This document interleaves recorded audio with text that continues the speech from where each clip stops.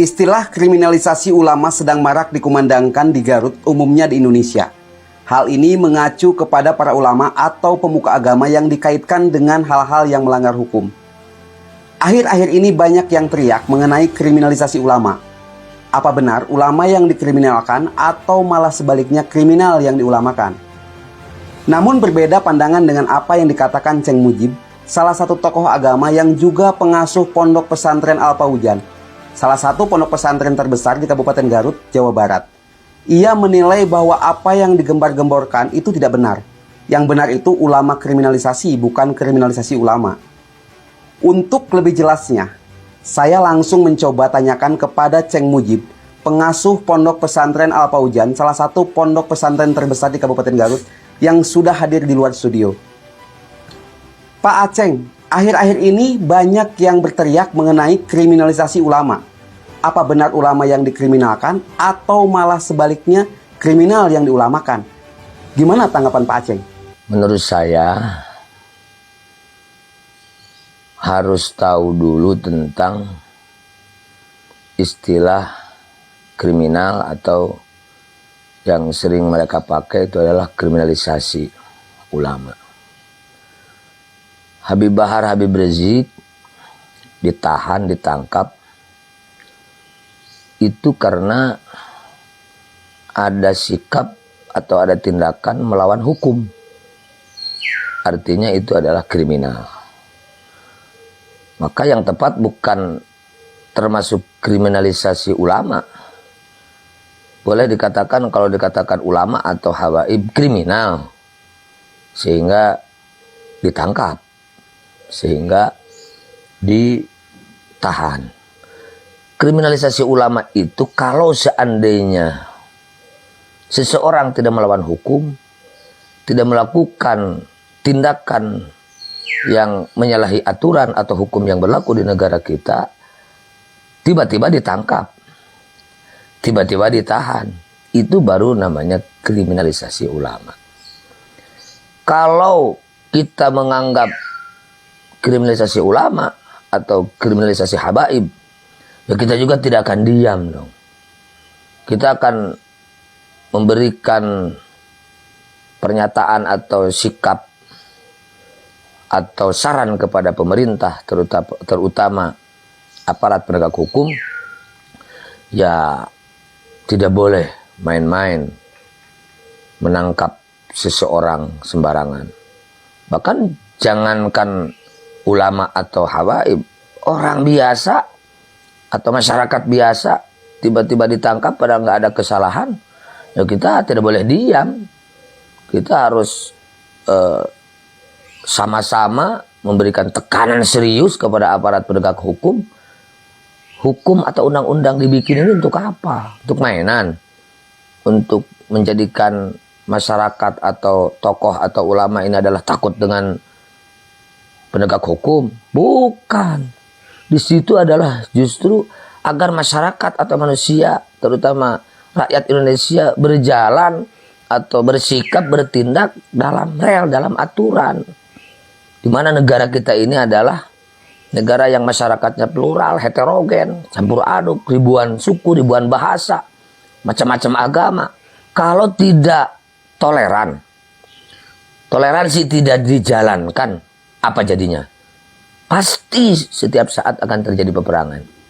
Ribuan suku, aman, damai, nyaman, tentram. Mudah-mudahan kedepannya sejahtera. Ketika toleransi itu adalah dijalankan, masyarakatnya adalah toleran, masyarakatnya adalah tahu diri, masyarakatnya adalah sadar bahwa kita adalah sebagai makhluk zon politikon yang pasti membutuhkan bantuan orang lain. Pak Aceng, menurut Pak Aceng, apakah Habib Rizik dan Habib Bahar itu bentuk kriminalisasi ulama? Apa kriminal, Pak Aceng? Saya yakin kriminal itu. Saya bilang kalau itu kriminalisasi, saya ngomong siapa yang nangkap. Mau Kapolda, mau dari Mabes, apalagi Polres. Saya berani ngomong kok. Jangan macam-macam. Jangan memainkan aturan. Nah, kalau memang kriminal, mau apa lagi? Dan saya yakin sekarang yang menangkap Habib Bahar dari Polda itu Yo, berdasarkan fakta, berdasarkan kekuatan hukum. Sudah barang tentu di situ akan melibatkan saksi-saksi. Saya yakin tidak main-main melakukan hal ini. Ini adalah karena ada fakta hukum yang menjerat Habib Bahar bin Smith, yang menjerat Habib Rizik, sehingga sampai menjadi tersangka, bahkan sudah ditahan. Pak Aceng, mungkin ada pesan yang ingin disampaikan dari Pak Aceng buat masyarakat, khususnya masyarakat Garut, terkait kriminalisasi ulama. Silahkan Pak Aceng. Kepada masyarakat Garut, pada khususnya Indonesia pada umumnya, dimohon berpikir jernih, kemudian menerima informasi atau masukan dari siapapun harus ditangkap dengan akal yang sehat. Lebih-lebih didasari dengan ilmu. Jangan mudah terprovokasi oleh provokator-provokator yang tidak bertanggung jawab. Saya katakan, bentuk apapun wadahnya, apapun namanya, mau atas nama ulama, mau atas nama habaib, mau atas nama siapa saja, kiai, pesantren. Kalau berbicara hari ini pemerintah melakukan kriminalisasi terhadap ulama, itu adalah bentuk provokasi. Itu ujaran ungkapan-ungkapan provokator yang tidak bertanggung jawab. Kalau betul kamu menemukan itu kriminalisasi, kenapa diam? Marah bukan hanya dengan ungkapan atau pernyataan begitu. Datang. Ayo gelar perkara. Begitu. Kemudian kepada aparat juga, saya mohon, siapapun yang selalu mengatakan itu kriminalisasi, tidak boleh dibiarkan. Karena itu adalah upaya-upaya bagaimana agar masyarakat antipati atau menjadi lawan terhadap pemerintah, menjadi lawan terhadap aparat penegak hukum.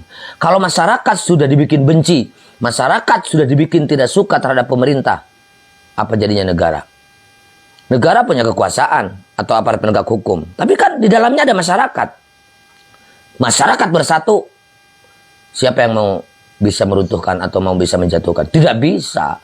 Nah, ini kalau dibiarkan bahaya. Sedikit demi sedikit akan menjadi besar. Hati-hati, pemerintah sekarang adalah kriminalisasi ulama, kriminalisasi habaib. Saya katakan kok, urusan ceramah, saya setahun ini ya tidak terhitung. Kenapa hari ini adalah saya tidak ditahan, tidak ditangkap? Barangkali bukan tidak ada kesalahan. Sampai hari ini adalah tidak melakukan tindakan atau kesalahan.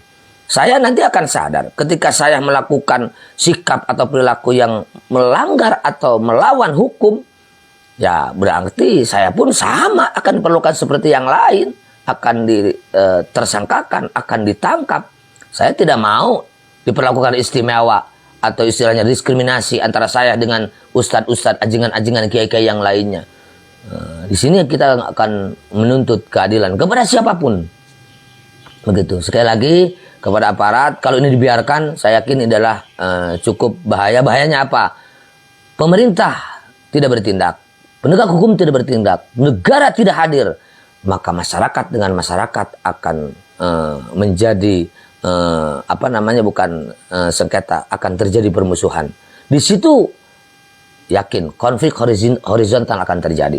Masyarakat dengan masyarakat, yo resikonya atau konsekuensinya pasti saling membunuh, itu saling menghujat dan lain sebagainya. Kalau sudah seperti itu, yang saya khawatirkan ini adalah tidak terkendali. Kalau sudah tidak terkendali, berarti kita mau kemana untuk mengambil atau membawa sikap agar Indonesia, agar negara kita, wilayah kita, daerah kita, terutama Garut, aman, nyaman, tenang, kondusif.